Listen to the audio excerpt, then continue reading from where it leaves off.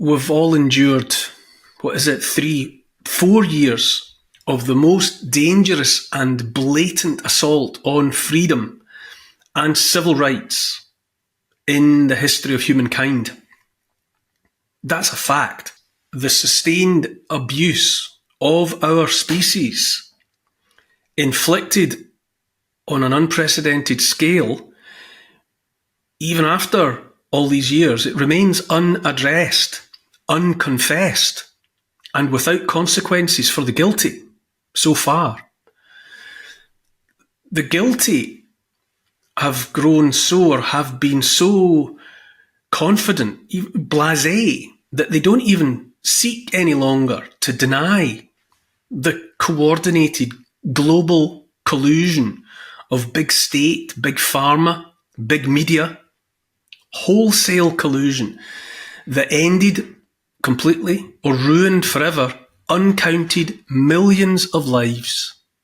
And it is millions of lives across the West, around the world, directly or indirectly because of policies and practices that have been in place. What have we seen? Well, we've seen the destruction of trust in the state for millions of people for whom that trust in the state will likely never come back. Trust in the state, trust in science, trust in medicine or the medical fraternity, it's gone. The assault on personal privacy, bodily autonomy, the right to make the final decision about what happens to you and why. The attack on freedom of speech, freedom to travel, the freedom and the right to work, just to go out to work and provide for families. All of that and more was wrenched from our hands by authoritarians who revelled in their power to do it. But the the anger of the people is rising all around us like floodwater. It's lapping around ankles now and getting deeper. Across Europe, in the Netherlands, in Spain, France, Germany, Poland, Romania, Hungary, Greece, elsewhere besides, the farmers, with the full-throated support of millions of their countrymen, are out in force protesting against efforts by their governments to achieve the wholesale destruction of that industry. For perverse reasons, the destruction of the age-old effort to feed the people. There's anger everywhere.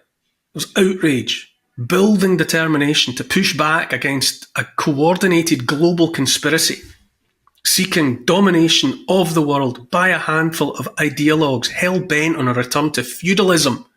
Everything for the few wealthy and scraps and crumbs for the billions of the rest. These people are hell-bent on taking and keeping control of the holy trinity of power, which is energy, money and food. Always in the background, too, is the assault on our lives in the name of saving the planet, the climate hoax that has inspired the global suicide note called Net Zero. In the name of saving the planet, the self-proclaimed elite empower themselves to herd us into 15-minute ghettos, to take away cars and other vehicles that actually work and replace them with electric vehicles that are no more and no less than cover for ending private car ownership once and for all. And part of the push too are the population control mechanisms in the form of central bank digital currencies and associated social credit scores, all that madness. I ask in all seriousness, what did they think would happen if they kept turning the screws on people? You smother someone, you restrict their breathing, and before the end, that person will struggle, who lash out. And who could blame them? And now all around the world, for all sorts of justified and understandable reasons, manifesting in all manner of ways, the people's anger is finally rising to the surface. And why is anyone surprised? Why, in all seriousness, are those in positions of power surprised at the anger? You don't get to end lives, ruin lives, compromise and throttle lives. You don't get to replace one way of life with another without the possibility of protest from whomever was living that life.